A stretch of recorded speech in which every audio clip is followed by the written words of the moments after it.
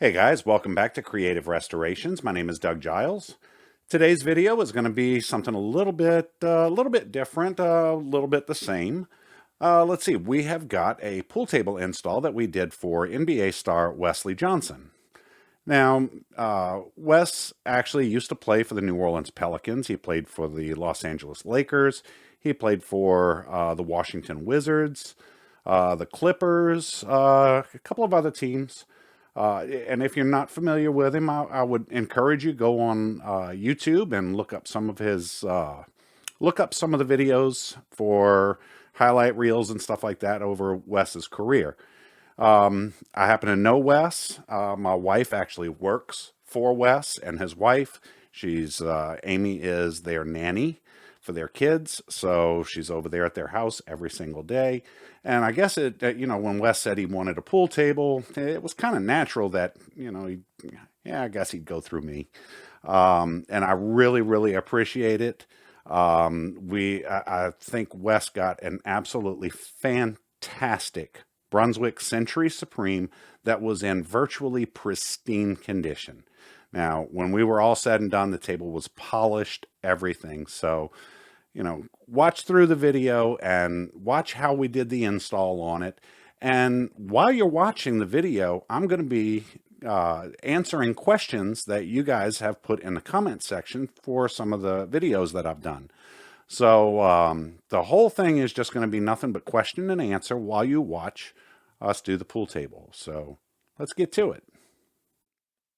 All right, so while you guys watch David and I install this pool table for Mr. Johnson, I figured I would take this opportunity to pop up some of the questions on screen here and answer some of the questions that some of my viewers have had over the past few weeks. So we'll start out with this one from Barry Bremner. Sorry, Barry, if I mispronounced your name. He says, I notice many older tables have snooker pockets. Do you ever change the rubbers on these? How do you shape the rubbers? I've looked high and low and never found out how to do this. Could you make a video on this? Barry, I'd love to, but unfortunately, I don't see very many snooker tables around here. I'm in the New Orleans area. I would assume snooker is probably bigger in the Northeast. Maybe out west, it's just not that popular a game out here down here in New Orleans. I know how to change the rubber on a snooker table. It's quite a bit more challenging, but it's not impossible to do. And if I do run across a snooker table, that the rubber needs to be changed on it, I will be more than happy to do a video on that. All right, so next question. When installing, again, this one's from Barry again. He says, when installing K66 rubber, I noticed you installed with the white strip up. Why do you do that? Well, pretty simple. Let's see. Rubber has a top side and a bottom side. You have a top of the rubber, you have a bottom of the rubber, and you have a back of the rubber.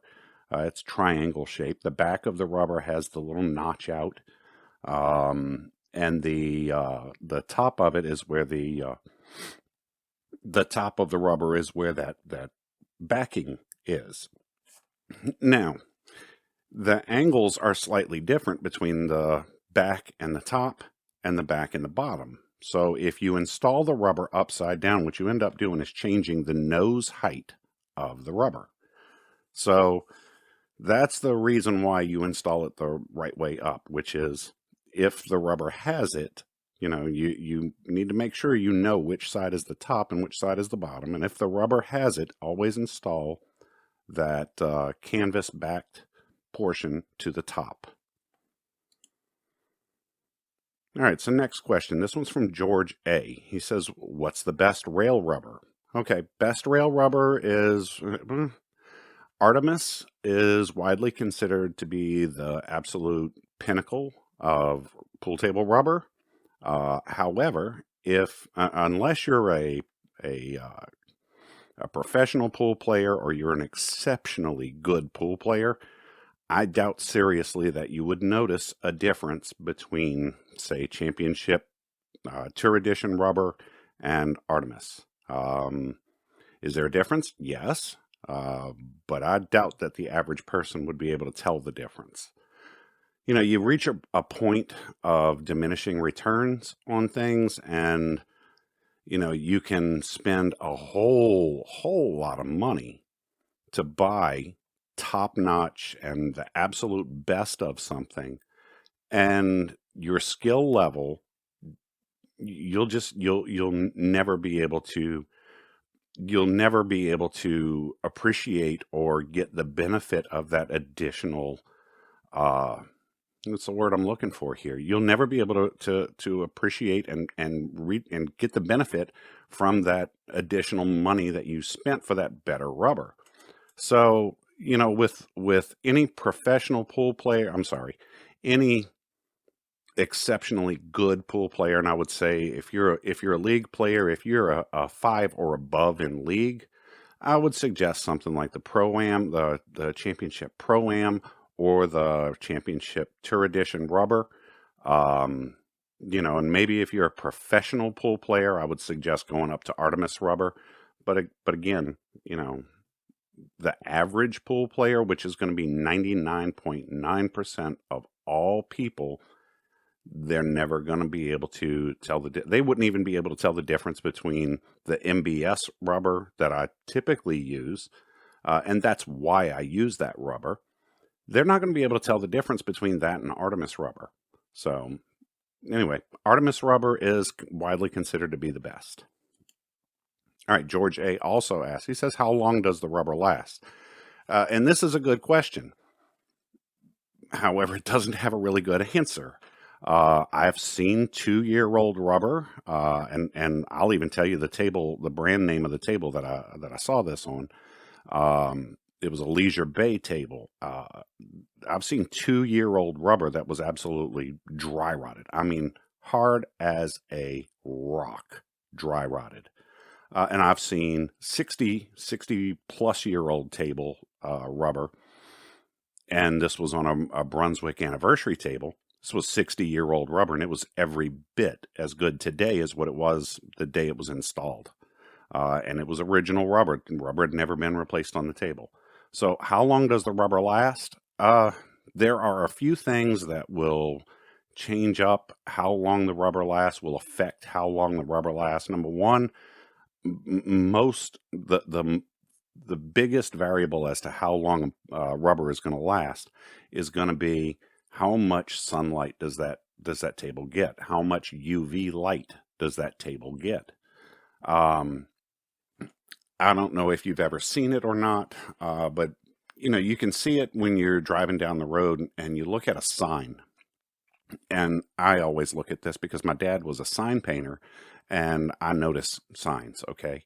And you can see a really old sign that will be sun bleached. That's the UV light, and the UV light has a lot of it does a lot of weird things to other things, and rubber is one of them. Imagine taking a pencil eraser and leaving it in your car for a month or two, okay, where it's constantly being subjected to, you put it on your dashboard and it's constantly being subjected to all of that UV light coming in. Well, it will absolutely turn that pencil eraser into a brick. So I always recommend to my customers, especially if the table is going to be in like a sunroom or something like that, take and buy yourself a really, really good naugahyde cloth cover for that table, and keep your table covered. If a person doesn't want to go through the expense of buying a naugahyde cover, a cover will work, but I've actually even suggested a customer put sunscreen on their the little cheap covers that kind of look like shower curtains. Go over it every once in a while with some sunscreen. Do something to keep that UV light off. I can tell you right now, the cost of a naugahyde cover is going to be far, far less than the cost of replacing the rubber. So if you want that rubber to last a very long time, get yourself a cover, use it. When you can, If possible, have the table installed in an interior room of the house that it's not going to get an awful lot of sunlight. If that's not an option, put blinds up, put wooden blinds up, which is a good idea anyway, because if a ball flies off the table, you don't really, when you're playing, you don't really want that ball to go through your window if you can help it. Wooden blinds on your windows and keep them closed when the table's not in use. There are things that you can do to help prolong the life of the rubber. But in answer to George's question, there really isn't a set amount of time that as to how long the rubber will last. All right, let's see. NE Guy asks, he says, really enjoy your videos, even though I'm in England and 9-ball tables aren't as common. Do you ever work on English 8-ball tables? Again, same thing like with snooker. We don't really play that here in the Gulf South. Almost every table that I see is going to be either a 7, 8, or a 9-foot regular pool table. Occasionally I do work on a 10 or a 12-foot snooker table. Usually it's just to move it and install it, and maybe put new cloth on it. It's not very often that I have to do new rubber on it. And as far as English 8-ball tables, no, we just don't have them here. So next we got a question from Bruce. He says, this was in reference to my recovering a pool table. He says, will this technique work on a diamond, stretching the cloth over the pockets instead of cutting slits and then stapling? I know the pockets are more narrow on diamond or other Brunswicks. And what he's referring to there is the fact that on some Brunswick tables and most Olhausen tables, on the corner pockets, I actually don't need to cut release cuts. I stretch the cloth in such a way that when I get to the corner pockets, and it's specific to the corner pockets, I don't have to cut release cuts, and I bend the cloth over and under the table without ever having to have to cut any release cuts. And the side pockets, you do still have to cut release cuts. But the way that the pockets are cut, the way that the slate is cut, I should say, on the newer Brunswick tables and Olhausen tables and a few other tables out there, it makes this technique possible. And he's asking, will it work on diamond? It will work on the diamond home tables. Now, as far as their commercial tables, I really don't know. 99% of all of my customers are homeowners. And 99% of all of my customers are just out there, they buy a pool table because they want something for their kids to play on, or they want something for them to play on once in a while and as a form of entertainment, and they're not really all that serious about the game. They may want a nicer pool table, a nicer, more expensive pool table to match the decor of their house, but they're not necessarily, just really fantastic pool players. So they're not really going to opt for diamond commercial tables. So will this technique work on diamond? It will work on the diamond home tables, but I have no idea as far as the diamond commercial tables. I've never recovered, oddly enough, 30 years I've been doing pool tables. I've never recovered a commercial diamond table, so I don't know. All right, next question here is from Frankie Che. He says, is there any possibility that the slate will go warped or bent? I have a table that all 3 pieces of slate bent down in the middle, I guess. Yeah, I've seen warped slate before. Why it happens, I don't really know. I know that slate is it's a metamorphic rock. It is the next, I believe, if I'm not mistaken, it is the next transition after sandstone. And it's a very porous type of stone. It absorbs a lot of water. And I've seen marbling. I've seen veins of marble in it. And I would assume that slate can and does have properties very similar to wood in that it expands and it contracts. That much I do know. Slate will absolutely expand and contract. And is it possible for slate to expand and contract at different rates on the same piece of slate? Sure, why not? Why not? Slate, there's layering in slate. It's possible for, and I'll tell you, hydraulic pressure, and there is quite a bit of hydraulic pressure that gets built up if a slate is pulled from a particularly wet environment when it comes out of the ground. It can be very wet, and you can have portions of the slate that hold on to water, that hold on to that water for longer. And as it dries out, and if it dries out too fast or too slow, if it's not even enough, I would assume that it could very well do exactly what wood would do. Now, typically, I see bent slate, not really bent, but sagging slate, when the slate is thinner. Anything under 3/4 of an inch of slate, I have seen it where it'll sag if you don't put some kind of wedges or something like that in the middle, in between your pieces of slate. I had actually addressed this with Frankie, and I asked him what size slate he's using, or he has on his table. He says it's 1 inch thick, and again, I don't know what slate he's got. I don't know where it came from, or what the conditions were, or how it's been stored, or anything. But yeah, it is possible for slate to bend, and bend permanently. And takes quite a while for it to come back right. Now, what you can do in a situation like that is you put your outside screws in.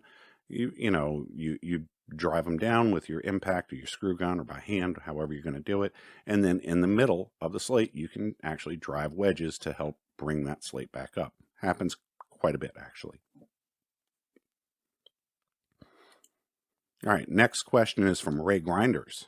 He says, would it be more secure to make the slate bolt go through the wedge? He says, I guess you need more gradual wedges. I'm glad you recovered. Recovered, no pun intended. And I guess he's talking about my recent bout with COVID-19. Yes, Frankie, I'm sorry. Yes, Ray, fully recovered for the most part. Still a little bit, just ever so slight bit of congestion. You might actually hear that in my voice as I'm talking. So anyway, he's asking about the putting the slate screw through the wedge. In that particular video that he's referencing, we actually did run the slate screws through those wedges, but it's not really necessary. When you're tightening down, if you're using the technique that I described there, where you go high with the slate, in other words, drive the wedge in to where the slate ends up a little higher than the adjacent slate. When you cinch those screws down, you're putting a lot of pressure on those wedges. They tend to bend, they tend to compress a little bit, and it's a friction fit. And again, this is underneath the table. It's in an area of the table that you really shouldn't be messing with if you don't need to. So, getting underneath there and prying them back out, or having them just fall out, that's not really going to happen. So, but like I said, in that particular video, yeah, we did run them through. It's not the worst thing in the world. No problem with that. All right, next question is from Bart DePestel, I guess is how you pronounce his name. He says, great job, amigo. I did a few tables and really loved your touch of love doing this. May have lost something in the translation there. Do you know any good resources for pool supplies in Europe, please? He says, tried to order the side rubbers, but they were asking $13 for the product and $80 for transport. Yeah, that tends to happen when you're buying stuff overseas. Shipping things from the United States to other countries a lot of times is nowhere near as expensive as shipping stuff from other countries to the United States. I'll give you a good case in point. You can go on eBay right now and you can buy $1 items from China on eBay with free shipping. It's amazing. I guess the deal that the United States has with China, and I actually I bought, and I hate to admit this, I bought some parts for my truck. My front end on my truck needed overhaul, and I bought some parts for my truck, trying to go the cheap way, and they were coming from China. And I think the grand total on all the parts that I had was like $150, and free shipping from China. Now these parts weighed probably 40 pounds, because they were all front end parts on my truck, and all of these parts combined weighed probably 30-40 pounds. And when I got it in, I realized, now this was a rotor for, this was 2 rotors for my front tires, brake rotors. And actually, you know what? It probably weighed closer to 60 pounds now that I think about it. Tie rod ends, a few things like that. Anyway, very, very heavy. And the grand total on everything was like $150, $200, something like that. And, free shipping. Well, come to find out, I ordered the wrong thing. I had actually ordered for a 4x4 pickup truck, and my truck is a 2x4 pickup truck.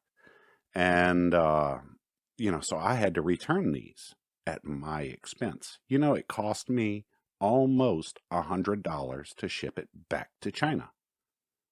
So I know that the United States has, shipping agreements and stuff like that as to what things will cost. The U.S. Postal Service at least has agreements with other countries as to what we can charge them to ship stuff to them, and what what they can pay to. I think. Tell you the truth, I wouldn't be in the least bit surprised if the U.S. government subsidizes other countries to send stuff here. Quite frankly. So that's probably why you're running into $80 there, Bart, for getting stuff sent to you in a foreign country from the United States. I ship stuff routinely to other countries, almost on a daily basis, and small flat rate box. Small flat rate box. Let me see. I have one right here. Hold on. Let me see. The dimensions are like 5 by 8 by 1.5, something like that. And it costs almost $40 to ship that to anywhere in the world. Okay. A medium flat rate box will run closer to $70 to ship it. But yet those same things getting shipped from a foreign country to here don't cost anywhere near as much. So, c'est la vie. That's the way it is. All right, next question. Curtis Hickey. He says, I'm looking at buying a Gandy Big G. It needs new cloth. He says, I've been in league and rated a 6. However, that was many moons ago. I was hoping to get back in the sport, so what would I recommend? Now, he's asking, this is in regards to my pool tablecloth video. So I had asked him what size table it was. He said it's an 8-foot table. So I recommend on that, and I also asked him what league he plays in. It's an 8-ball league. He plays almost exclusively 8-ball, occasionally 9-ball. 8-foot table, playing 8-ball. I said, you can either go with, again, my recommendation would be the 860 Simonis or the Championship Tour Edition 3030. I'm just not a huge fan of very, very, very fast cloth. It has its place. I think that place is going to be on bigger pool tables, not so much the smaller pool tables. So 860 Simonis is what I would recommend on that table. All right, next question is from Marcus Thorpe. He says, good information on this video, but there are some one-piece home tables because I have an old 8-foot Fisher that is a one-piece slate. From the information I gathered, most older tables were one-piece. Whether home or other versus modern tables are 3-piece slate, with the exception of coin-operated ones. Well, no. Sorry, Marcus. All right, this will be a little bit of a history lesson for anybody that's interested. All right. Older tables were not predominantly one-piece slate. Okay. Way back when, and this goes back to the 1830s, right about 1830, there was a transition in the billiard industry where, and this is right about the beginning of or it was during the Industrial Revolution, and you know, we had machinery that could do bigger and better things, and we had, you know, boats, steamships that could carry goods from one continent to another, and you know, it just really opened up the doors as to what was possible. Now, prior to using slate, right about 1830, prior to using slate, what every manufacturer did was they used what was called a billiard board. Now, typically that was going to be several slabs of oak, usually, and I'll put it in lumber terms, it was 8/4, so it was a full 2 inches thick. And you know, they glued these pieces together. They would dowel them, spline them. There were several different ways of manufacture, but anyway, what they would do is they would take these planks and they would join them together, and they would work them by hand, and until they were perfectly flat all the way across. Now, if you know anything about wood and you know anything about woodworking, this can, using very large pieces of wood like this can be problematic. You can, especially in different environments, especially when we're talking about a time period when air conditioning and climate control, and especially humidity control, was not it just wasn't possible. So you would have these wild swings in temperature and humidity going back and forth, and it would cause these billiard boards to warp. And occasionally they would go in and rework them and fill them in with plaster of Paris. If there was any divots or anything, they would fill them in with plaster of Paris. Well, like I said, right about 1830, it opened up the doors to using slate. Machinery was invented right about that time that allowed them to cut slate and machine slate. Now, the major difference between slate and a billiard board is the weight. You can have two perfectly flat surfaces. You can make a perfectly flat surface using, with a billiard board, and you can do the same thing with slate. But the slate weighs significantly more. It's also, and going back to the previous question about slate warping, it's less susceptible to warping than wood is. So, manufacturers rapidly gravitated towards slate. It became much, much cheaper to use. It became much more prominent. It became much easier to get a hold of. So they all moved over to using slate. Now, like I said, the difference between the wood and the slate is that the slate weighs a lot more. Now, if you take a 4x8 pool table and you try to put a one-piece slate on it, now all of a sudden, that slate is also much more prone to breakage than wood is. So transporting it becomes an issue when you've got it in one piece. So what the manufacturers did is they decided, well, let's cut it into three pieces, three or more pieces of slate. And I've seen tables with as many as 5-piece slates. 2-inch thick, 5-piece slate tables. It's not uncommon for really old tables and very large tables. So the vast, vast, vast majority of all tables are going to be 3-piece. Okay, especially on the home end. Now, when you start getting into coin-operated pool tables, and again with modern means of transportation, that made it more possible to use 1-piece slates. And 1-piece slates do have an advantage in that they are much easier to or to get in and out of a location. The slate is carried in the pool table when it's being moved from location to location. The frame of the table acts, it keeps that slate nice and sturdy.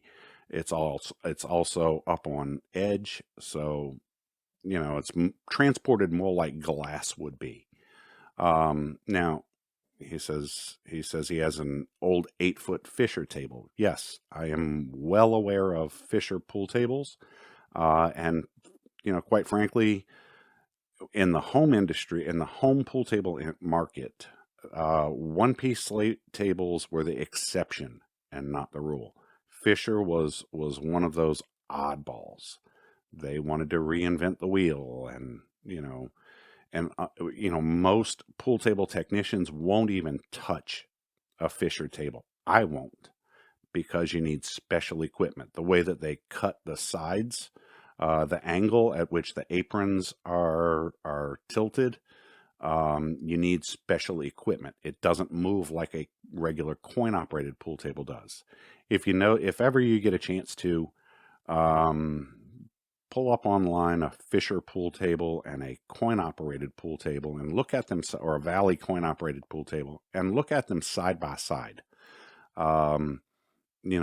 Pay close attention to the angle at which the aprons are cut. Now, a Valley pool table, a Cooper, Dynamo, Irvin K. Let's see. There's so many of them. I'm just having There's so many of them. I'm just having a brain fart here. All of the major players for coin-operated pool tables made sure that the aprons of the table, the sides of the table, weren't weren't tilted at too steep of an angle, because you want to be able to flip that table on its side, put it on a dolly, and roll it out. Where a Fisher is different is that those angles on the side, it's at a much steeper angle. So when you try to put the table on its side, your center of gravity is further over than the edge of the apron. So it wants to fall over. You can't just put it over on its side and walk away from it like you can a coin-operated table. If you tried doing that with a Fisher table, it would fall over. So you need special dollies and everything like that, special rigging to be able to move them. And really, there weren't that many of them sold. And pool table mechanics don't really want to go out and go build something specific for a Fisher pool table. It's not a very expensive table to begin with.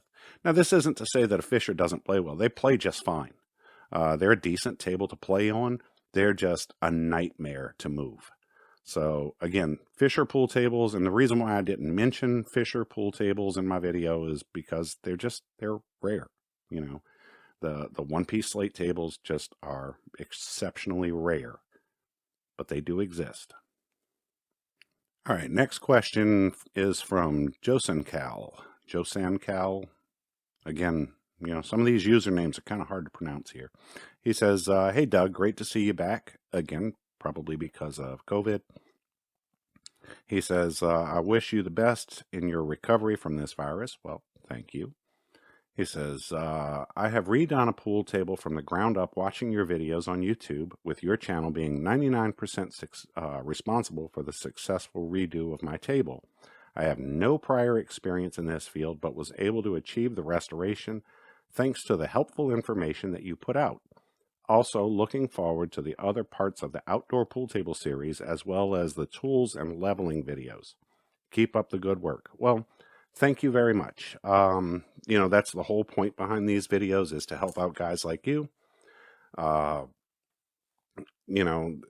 are a lot of jobs out there that a lot of DIYers, and I've said this before in my videos, a lot of DIYers can do this stuff themselves, and there's really no reason to pay guys like me to do it. I am perfectly content with making my money and making my living off of people that just don't want to do it. And, there's nothing wrong with wanting to do this stuff yourself, and there's nothing wrong with not wanting to do it yourself. And, I really want people to remain safe when they're doing this work. And if anything that I'm telling you helps to do a better job, and more importantly, keep you from hurting yourself, hurting someone else, or worse, then I feel as though my job is done.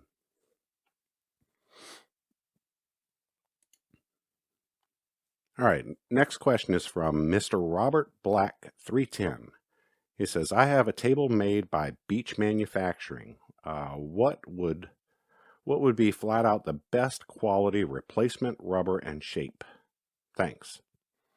Well, let's see. Beach Manufacturing. Not many people know about Beach Manufacturing. They were out of Garden Grove, California. And the reason why I know this, we had a local furniture company here in the New Orleans area by the name of Kirschman's Furniture. And they picked up Beach Manufacturing as the table that they were going to sell from their furniture store. And I ended up getting the contract to do all of their installs. So I have installed a lot of Beach Manufacturing tables. Excellent tables. They had what they called a super frame construction, which was double beams going from head to foot and two beams going side to side. All of their tables were pretty much solid wood. They were just very well constructed tables. So he's asking what would the flat out best quality replacement rubber and shape. Again, back to one of the previous questions, Artemis in K66. However, unless you're an excellent professional pool player, you don't need it. You don't need Artemis. Switch over, go to Championship Tour Edition or the Championship Pro-Am, and you will do just fine. All right, next question is from Augustin Diaz. He says, hey, found a not too beat up 1974 Brunswick, moved it all the way to, I guess he wanted to say our house with a few people and made it, but was wondering if I could sell it. Well, Augustine, I don't know. I got no clue. I got no picture of your pool table. I don't know which Brunswick it is. Don't know what type of shape it's in. Somebody may be interested in it for firewood. So, okay, yeah, you can sell it. You might only sell it for firewood and sell the slate for architectural stone. But as far as its value as a pool table and can you sell it as a pool table? Well, W.C. Fields once said there's a sucker born every minute. So and this is a big if, because again, I have no idea as to what type of condition this table is in. I know nothing about it. But could you sell it? Yes. Okay, I'll revise my answer. Yes, you can sell it. If it's a beat up piece of garbage, there's a sucker born every minute, and yes, you could sell it. Do I recommend that you sell it? No. If it's a beat up piece of garbage and you know it's a piece of garbage, then that would be unethical to try to pass off that onto someone else. Now, if it's a really nice table, if it's a really good table, then absolutely it's worth selling. So, and can you sell it? Yes. If you put the right price on it, if it's a good table and you put the right price on it, it could be profitable to both you and the person buying it. Could be a really good deal. If it's a piece of garbage and you're trying to do that, then, different story. Again, I don't recommend you doing that.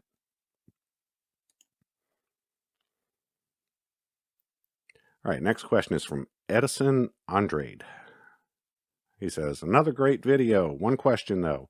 How to evaluate the condition of the rail before removing everything, if you don't mind teaching that. Thank you. Actually, I did do that. That was one of my last videos that I did, how to tell if your rubber needs replacing.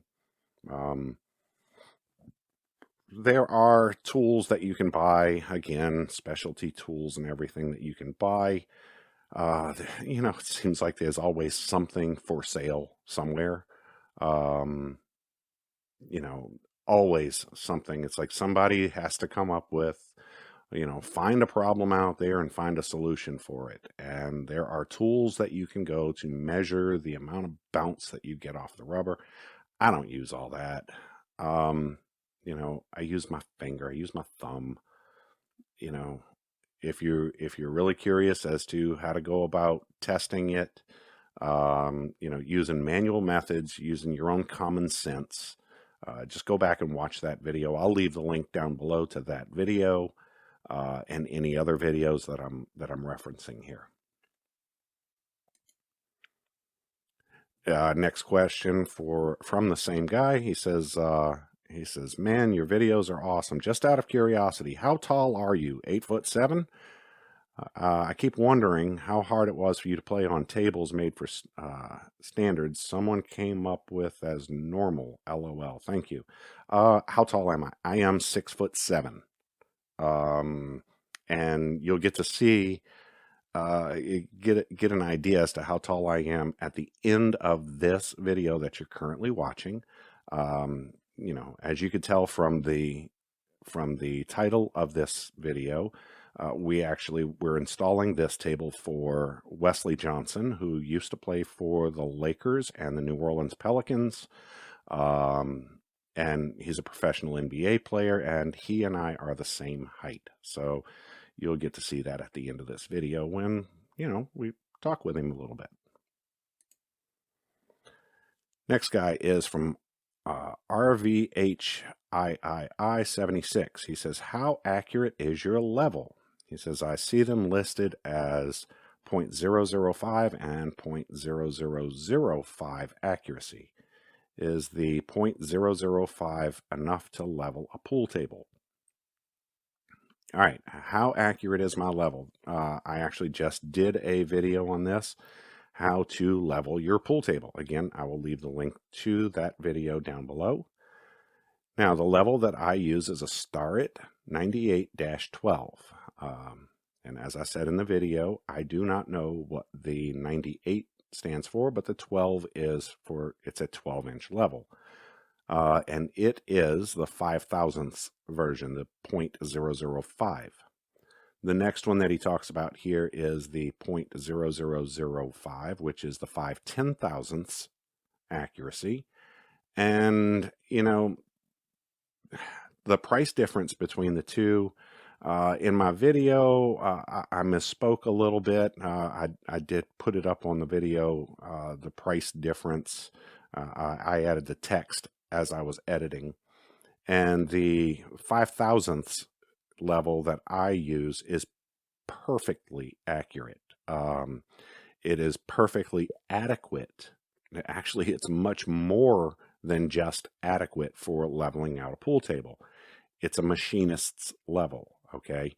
It is, the graduations on it are, in other words, if the bubble moves from, the edge of the bubble moves from one graduation to the next, that is a difference in height at the very edge of the level of 5/1000ths of an inch. And the graduations are 1/8 of an inch apart. So you can see where the edge of that bubble is in between those graduations.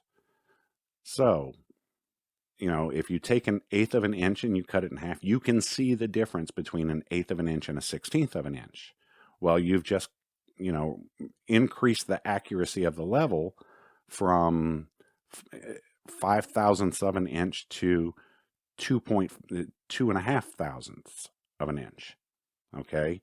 And again, you can get it even more level than that using that level. And I actually figured out that a level that the graduations are 5 thousandths of an inch, and that's what they're referring to, is that the graduations, the difference in bubble movement from graduation to graduation is 5 thousandths of an inch. That does not mean that the level will only get it to 5 thousandths of an inch. It will get it much more accurate than that. That level, the Starrett 9812, sells for about $225. The 5/10,000ths of an inch level that Starrett makes, I think it's the 199Z, and that level sells for right at $950. And again, it's overkill. It's go back to one of the previous questions about diminishing returns. Okay, 5 thousandths of an inch versus 5/10,000ths of an inch. It sounds like it's a lot, but in all actuality, the difference in accuracy between those two for the purposes of leveling a pool table is going to be diminishing returns. Okay, that you're not going to see any practical difference between the two in the way that the table plays. All right, next question is from Danny Buttram. He says, I need to replace the veneer on a Valley coin-op table. Can you point me in the right direction of where I can purchase veneer? Thank you. All right. Valley, the veneer that Valley uses on their pool tables, the diamonds on them, the sights, the rail sights, are pre-made into that veneer. It's a type of melamine.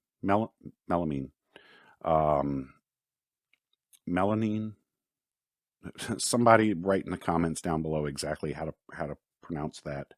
But anyway, it's a man-made veneer. It's not an actual wood veneer, and those sights are actually made into the veneer. Now, you can get almost the exact same type of veneer from Home Depot.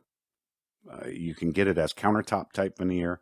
They sell it in all kinds of different patterns. If you can't find it at Home Depot, you can do an online search for Formica veneer. Actually, that's the word I was looking for, is Formica. You can go online and you can find Formica veneer in almost any pattern that you want. So if you want to change out the entire look of the table and re-veneer the whole thing in a different Formica, so let's say you wanted to do something that looks more like stone, you can do that. With the exception, though, is that your rail sights will not be in there. If you want to put the rail sights back in, you're going to have to do that manually, which means you're going to have to drill a hole for each one of the rail sights and put new sights in. Now, Mueller Sporting Goods sells 2 different size rail sights. They sell it in a 7/16 mother of pearl or mother of pearl. It's a synthetic mother of pearl. You can buy it. You can buy them in 7/16, or you can buy them in 1/2 inch. The problem comes in when you try to drill the hole for it. You need an extremely clean hole for those rail sights to fit in nice and flush and have them with no gaps around them. In other words, you're going to inlay the rail sights yourself, and you don't want any gap around them. And if you buy the 7/16 sights, finding a 7/16 Forstner bit is next to impossible. 1/2 inch Forstner bits, and I would specifically recommend a Forstner bit because Forstner bits cut a very clean hole. If you try to go with a 7/16 Forstner bit, they're hard to find. Half-inch ones are exceptionally easy to find. You can buy those at Home Depot. You can buy them at Lowe's. You can order them online on eBay. You can order them from Amazon, anywhere. But if you're wanting to go back more accurate, more true to what the table had originally, or I think some of the tables actually have diamonds on them now. But if you want to go back with just round sights, I would suggest that you go back with the half-inch ones. They are a touch larger. They're a 1/16 of an inch larger in diameter. But again, they're much easier to install. If you can get your hands on a 7/16 Forstner bit, then by all means go with the 7/16 because that would be more accurate to what the table had originally. Now, again, with that veneer, you will have, since there is a curve to the top rail, you will have to heat up that veneer and make it conform to that the shape of the rail. So, and then come back with a laminate trimmer or some other means to clean it up without chipping up that formica. So again, a good cabinet shop, or if you're really good with woodworking, it's not incredibly difficult to do, but it does take some skill. All right, next question is from Dice Drum, Maine. He says, first of all, great video series. Secondly, as I was watching your Pool Table Cloth 101 video, I found myself thinking, wow, this guy looks familiar. I play a lot of pool and watch a lot of videos on techniques and equipment reviews, and naturally I thought that's why. Then I remembered you and I discussing alligator stew by a campfire in Maine a few years back. You were at my house with Amy. Why in the world were we outside freezing and not inside shooting pool where it was warm? Small world, great video. Look me up next time you're in Maine. We'll play. All right. This is actually a friend of my wife's, my wife and I's sister-in-law. And I think it was last year, Amy and I had gone up to Maine to go visit with her mom and dad and her brother and sister-in-law up there. Anyway, we had gone up there and visited with them. And while we were there, we went over to our sister-in-law's friend of our sister-in-law, and had a fire and everything, and it was a really great time. I think I had brought gumbo. I had made gumbo and brought gumbo with us. It was a big party that we were having, and everybody was outside. Well, this is why we weren't outside playing or inside playing pool, is because, well, everybody was outside from my perspective, setting off every single firework in the entire state of Maine. So that's why we were outside. It was fun. Amy and I had a great time, and we look forward to getting back up to Maine. And yes, we absolutely will look you up when we get up to Maine. All right, next is from Butters. This one I find funny. He says, now this is on my how to repair aprons, pool table aprons video. He says, seems like you're taking shortcuts with the repair here. Why the strategic cuts during important steps? Is this a money-saving measure for you? Yeah, this one's funny. All right, troll. Let's see, Butters. I've said this repeatedly in my videos. First of all, there are no money-saving measures for me. Okay, money is not a motivating factor in my repairs, at least not on my end, because I don't. And this might sound calloused, but it's not, because it's not my decision. But I don't worry about how much money it costs to repair something, okay? It's not my money that's being spent. It's my customer's money that's being spent, okay? That's number one. this is not a money-saving issue for me. The entire point behind the video, the how to repair your pool table aprons, the entire point behind that video is that a lot of times, people buy a used pool table, they move it improperly, and they end up breaking the aprons on them, okay? Or they buy a pool table that the aprons happen to be missing on them. And that is a big problem because, well, what do you do if you've got a 30-year-old pool table that's been out of production for the past 20 or 25 years, and you can't find aprons to repair them, to replace them. You can't find original aprons to replace them. You got to do something, okay?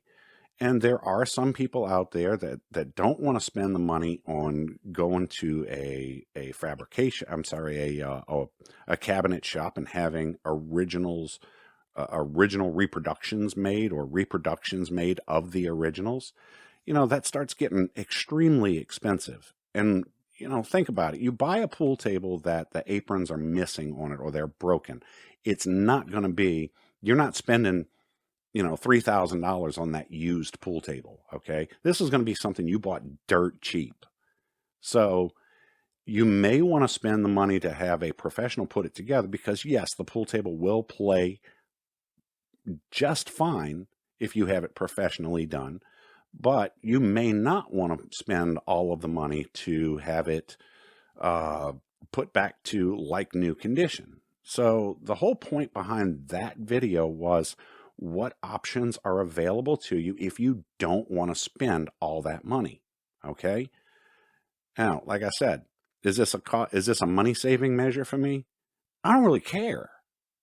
I don't really care how much it costs. It's not my money that's being spent. It's the customer's money that's being spent. I just give them the price. I give them the options and I give them the price. Look, this is what it's going to cost you. If it ends up, this is what I estimate that it's going to cost. If I go to the local Brunswick, let's say I've got a Brunswick table that, the aprons or let's say that there is a Brunswick table that I'm doing work on for a customer and the aprons are busted on it. Now I can go to the local Brunswick dealer and I can find something in a brand new pool table and match up the aprons, okay? Or find something close. Because again, if we're talking a table that's been out of production for 20, 25, 30, 50, years, finding replacements finding modern equivalents that can be used as replacements may be impossible to find. So now you're left with all of these other options. Do you bring it to a cabinet shop and have them make reproductions of it when you only paid $500 for this table and they want to charge you $600 or $700 to make these parts for you because they have to buy special shaper blades? They have to have shaper blades made to match this profile on there. What do you do? Okay. Now, and he says, and this is how I know he's a troll, that Butters here, it's Butters. This is how I know that Butters is a troll. He says, why the strategic cuts during important steps? Well, dude, there were no cuts. If I'm not mistaken, I did that entire video in one cut, okay? So there were no cuts in that video. Butters, you're a troll. Go troll someone else. Or you can troll me. That's fine because I'm sure that everybody else is getting a laugh out of you too. Next question, going back to Josencal. Okay, he says, hey Doug, great video as always. Quick question, what type of Bondo do you use to seal the seams? Is this all-purpose Bondo? He says, I live here in Houston and have similar weather as y'all in Louisiana to an extent and wanted to use Bondo instead of beeswax to seal the seams. Appreciate your feedback. Thank you in advance. Okay, yeah, it's just standard Bondo. Just regular automotive Bondo. I go to the automotive store and I pick it up. This is not the what they call kitty hair Bondo, which is the fiberglass reinforced Bondo. Nope, don't use that. Now, it's interesting. He mentions beeswax here. I specifically do not use beeswax for one well, for a couple of major reasons. Number one, my number one reason for not using it. The only way that you can melt that beeswax, or the main way that technicians melt that beeswax is they take beeswax, they put it in a saucepan or a pot, okay, and they heat it up with a blowtorch. Now, I realize that there are blowtorches that you can get that only operate when you pull the trigger. However, it is entirely possible that that trigger could get stuck and that blowtorch could fall, whatever. I do not absolutely despise the idea of bringing a flame into a customer's house. Because what happens if for any reason something goes wrong and I end up setting their house on fire? I will never, ever, ever use beeswax. Never, for that one reason alone. Okay, open flame in someone's house. No. My other options would be plaster of Paris. Plaster of Paris, I find it continually gets harder and harder and harder as years pass, and it eventually, through expansion and contraction, it eventually ends up, just turning to crumbling and getting bits of plaster of Paris under your cloth. I've seen it. You would think that gravity would do it, and if it were to crack and fall off, it would just go straight down. No, I've seen it where it actually manages to work its way up under the cloth, away from the seam. So I don't use that either. It's like concrete; it never stops hardening. Paraffin, exact same thing as beeswax. I use Bondo. Bondo has been used in the automotive industry for, forever. Okay, since at least the 60s, 70s, it's been used on cars, and you can't get when you really think about it, you can't get much more of a harsh environment than a car. No, seriously, think about this. Okay, all right. I don't know where you guys are, but I'm here in Southeast Louisiana, and cars go from, in the wintertime, we might get down to as low as 20 degrees here, 20 degrees Fahrenheit, which is, what is that in Celsius? Oh, go look it up. I don't really care what it is in Celsius. Okay. All right, 20 degrees Fahrenheit in the winter, and it might get up to 100, 102 degrees, maybe 103 in the summertime, with the sun baking on that paint. And what does Bondo do? If there's a repair on a car that has Bondo, what does that Bondo do? Just sits there. It expands and contracts at the same rate as the steel. It doesn't matter whether you're putting it on steel or what. If it's a thin enough layer, it expands and contracts just fine. Now, I would never if we're going into automotive here, I would absolutely never, ever, ever recommend, in any situation where you just pile on Bondo more than, say, 1/8 of an inch thick. If you have to go more than 1/8 of an inch, actually even less than that, if you have to go more than 1/8 of an inch of Bondo, do it in separate coats. Build it up, okay? And any automotive technician would tell you the exact same thing. You want to build up Bondo in multiple layers. But for purposes of a pool table, we're talking like a 64th of an inch of Bondo at most for that transition. And most of the time, there's nothing on either side of the slate. Nothing, absolutely nothing. No Bondo, it's just slate. And the only thing that we're filling in is the seam itself. Okay. If there happens to be a slight transition because of slate warpage, slate dipping, whatever, it is very, very, very minimal amount of Bondo that is going to make that transition. Very minimal. Okay. Bondo just works beautifully. I don't have to carry an open flame into someone's house. I don't have to worry about anything with Bondo. The only thing I have to worry about with Bondo is, how long is it going to take to dry? And if I add a little bit of extra hardener into it on a very cold day, if I add a little bit of extra hardener into it, it dries out within 5 minutes. It's done. 10 minutes most, at most. 10 minutes, it's done. So I use that 10 minutes to take a break, walk back, step back away from the table, think about my job, think about what it is I'm doing, and, try not to be in such a rush. Again, I think that the main reason why a lot of technicians use beeswax is because it's very fast. It allows them to get in and out of a customer's home. I don't need to be that fast. I'd rather be better. I'd rather be better than that, to where I have to feel rushed to get out of a customer's home. So again, use Bondo. It works. It doesn't matter whether you're in Louisiana. It doesn't matter whether you're up in Maine. It doesn't matter if you're in Michigan. Your weather conditions, okay? Your humidity conditions. None of that matters to Bondo. None of it.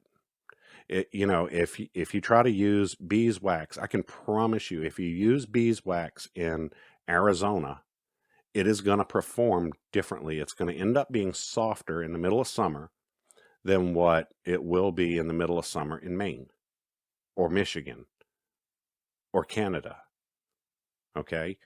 Bondo just flat out works regardless of your environment, regardless of your humidity or anything. So, all right. Next question. Rodrigo Diaz, he says, hello there. I love the content. What do you think about an 8-foot Connolly table? Connolly makes a fantastic table. Connolly got bought out, I think it was right about 2010, 2009, 2010. And the reason why I know it, they got bought out by the company that owns Valley Dynamo, which is Sunglow Industries. And the reason why I know this is because I actually worked for Sunglow, Valley Dynamo, right smack before they bought out Connolly. And I was hired on to be a pool table designer. And, this was... the owner wanted to get into doing home pool tables. The owner of Valley Dynamo wanted to get into doing home pool tables again. Dynamo had actually done quite a few home pool tables back, I think it was in the 70s or early 80s. And they wanted to get back into it. So they had a line of pool tables, or a line of shuffleboard tables. And, I actually wanted to make pool tables that were very similar to their shuffleboard tables in design. Anyway, right about that same time, after I got hired on, I worked for them for a few months. And right after I got hired on, they ended up, rather than, they didn't really need me, because they ended up buying Connolly. So I ended up leaving Richland Hills, Texas, which is where Valley Dynamo is, and moved back down here to New Orleans. But anyway, as far as tables are concerned, Connolly is a fantastic table. I got nothing but good things to say about them. All right. Going back to Josencal, he says, I have a Brunswick Brookstone table, discontinued in 2009, and need to replace the aprons. Any suggestion as to where I can get compatible parts from a different model, or an aftermarket suggestions? This was the whole point behind my how to repair your aprons video. I saw this question, and it is something that happens quite often. And my number one suggestion would be, if you have missing rails, or if they're just broken beyond recognition, broken beyond repair, go to your local Brunswick dealer, look around.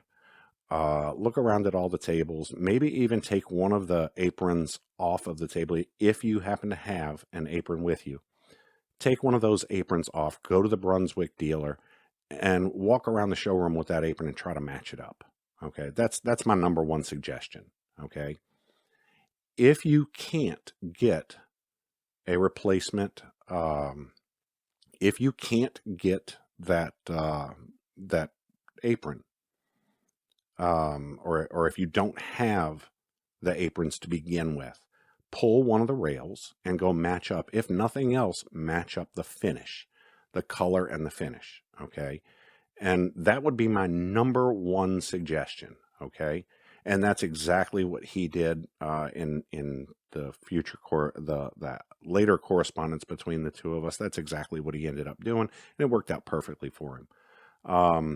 But if that isn't an option for you, if for some reason you have some, an older 1970s table, something that's been out of production for a long time, and the woods and the finishes are no longer available, you got to do something.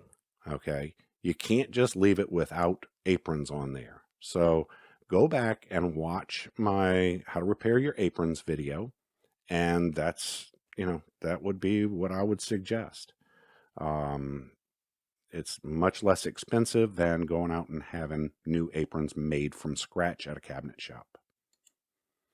All right, next question is from Nick Anthony. He says, thanks for the videos. We're looking to buy a new pool table. Can you recommend some brands that are reputable that you would buy if you were buying new?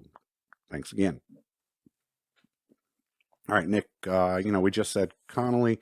If I were buying a new pool table, Brunswick obviously comes to mind, Southwest, and all of this is subject to how much money you have to spend. Brunswick comes to mind. Olhausen, Olhausen obviously comes to mind. But again, even with Olhausen, they're not all of their tables are wood. So I would be very cautious as to which models I'm strongly considering. But anyway, yeah, Southwest, Connolly, Brunswick, those are among the top ones. So anyway, next question. This is from 210 Jimoni 210. He says, I'm going to install new flooring in a game room, and homeowners have a very heavy pool table. How do you feel about a pool table mover's dolly to move a 3-piece slate table in the same room, only about 6 feet from the original location? I think that's a really bad idea. David and I went to go do a pool table a while back. This was probably about 2.5, maybe 3 years ago. We got a call to do a pool table out in Mississippi, and the house had caught on fire. At least part of the house had caught on fire, and there was lots of smoke damage, and they had the remediation people that came in there and were redoing everything. And some of the contractors decided, well, here's what we'll do. We'll put it on a pool table mover's dolly. Actually, they didn't put it on a pool table mover's dolly. They put it on these, you see them, the furniture glide cup thingies that you put underneath the legs of furniture, and you're able to push it, right? Well, they tried that, and it ended up breaking off 2 of the 4 legs. I mean, just crushed 2 of the 4 legs. They just snapped off. Didn't work well at all. As far as a pool table dolly to do it, the only dollies that I'm aware of that are made for moving pool tables are for coin-operated pool tables. It's not unheard of to slide that dolly underneath there, crank it up, and roll it around. But again, the way that coin-operated tables are leveled are completely different than the way that leveled and installed. It's completely different than a home pool table. Okay, if you move a home pool table, you have not only the 4 legs that you need to level out, but you also have the 3 slates.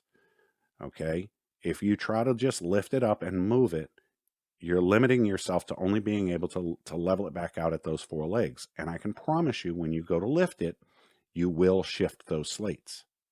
You will. So it's a bad idea. You're still going to have somebody come in and re-level the slates. Wherever you go to put that pool table, even if you put it back in the same spot, I can promise you it's not going to be level again. So, not a good idea. I don't recommend it. Don't do it.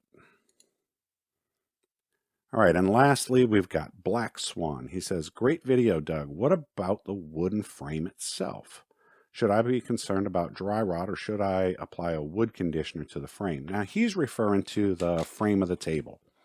He says, what about the wooden frame?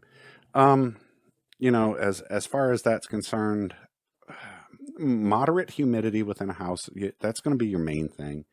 I wouldn't worry about it anymore. I wouldn't worry about the wooden frame of a table any more than I would say worry about the wooden frame of a dining room table, or your coffee table or your bed frame. Okay. I really wouldn't worry about that. Dry rot is not really an issue with that. You're really worried about dry rot when it comes to cloth, and because the parasites and the insects, there are parasites and insects that will eat away at cloth. Even if it's brand new cloth and it's never been played on, there are parasites and insects that will eat away at that cloth. You've got the sun itself that will break down the fibers of the cloth, and the fibers are much looser in cloth than what it is in wood. Yes, wood does have fibers in it. The sunlight will bleach out the cloth, and it will bleach out the wood, but the bleaching of the wood is not as big a concern as what it is for the cloth. At least as far as stability is concerned. So anyway, no, I wouldn't necessarily be concerned with dry rot. For cleaning the wood surfaces of a pool table, I rarely ever recommend Pledge or anything like that. If you have Formica, Pledge is fine. As a matter of fact, on this video, you saw that we actually went over all of the Formica surfaces on this table that we did for Mr. Johnson. We went over all of that with Pledge to remove fingerprints and everything. But if it were actual wood with a finish on the wood, no, I would not recommend Pledge. Usually what I recommend in a situation like that is that you just, ever so slightly dampen a rag. Very, very, very lightly damp, okay? Run it underwater and then wring it out as dry as much as you can possibly wring it out, okay? All you really need to do is pick up the dust off of the table. You don't want to transfer any water onto the cloth or anything. So, that damp rag just to pick up the dust and then follow it up with a dry rag behind it. That's it. Now, as far as the wooden frames on the slate, glues on the wooden frames of the slates, I have had issues with those. As a matter of fact, I believe that's going to be part 3 of the outdoor pool table. You get to watch me replacing the frames on a slate, on a set of slates. But frames of slate, the slate frames themselves, on very old tables, especially tables that come out of pool halls or bar rooms, those need to be replaced every once in a while because of simply because of the number of times that they get recovered. They just get chewed up. So, but anyway, stay tuned for that video. That's going to be coming up soon as well.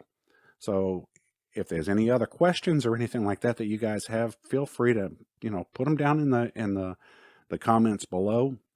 And hopefully we can do this again. I actually really enjoyed answering all these questions. All right, let's see. Hey guys, we're back with Creative Restorations, Doug Giles again, and I am here with Wesley Johnson. Yes. Wesley, you're an NBA player, right? Yes. And who do you play for? I last played for the Washington Wizards. Okay. I played for the Los Angeles Clippers, Los Angeles Lakers, here at home, and the Pelicans as well, but last played for the Wizards. Awesome. Yeah. Now, I just got finished installing this pool table for Wesley, and actually, my wife works for the Johnsons. Yes. She is their nanny for their kids, and but Wesley said he wanted a pool table, and it just so happens I had this Brunswick Century Supreme, and well, it came out. You tell me, what do you think? Beautiful, man. I definitely appreciate it. You definitely swayed me to go with the cloth, and with your eye, I mean, it's beautiful. You couldn't go wrong. I'm glad I picked it. Glad I picked it. Well, I am too. It was a good sale for me. So anyway, now you said, now let me ask you, last year you were in Greece, right? In Greece, yes. How was the food there? At first, they sold us on this Mediterranean diet, so we're thinking all fish. But when we get there, it's nothing like that. They were all lamb steaks, but the food was amazing. Was it as good as here? It's close. Close? It's very close. Okay. Now, every once in a while, I cook food as well, and I'll send some over here for you guys, because I know y'all aren't from here originally. No. I'm from Texas, but not from here, so definitely getting that home cooking of the jambalaya, the gumbos and stuff that you send over is highly appreciated. My pleasure. Yes. My pleasure. And for any of you guys that are interested, my other channel that I have with my brother Dan is Cooking Up GRUB, and if you want to learn some of these Creole recipes, feel free to go on over to Cooking Up GRUB, and I'll leave the link down below. So, Wesley, thank you for giving me the opportunity to get you a nice pool table over here, and I hope you get lots of good use out of it over the years. You got anybody you want to talk trash to about playing pool? It's a lot of people out west, so hopefully when everything's settled down, they can come out and then put it to use. Cool. All right, man. Thank you very much. Thank you. And we'll see you guys on the next video.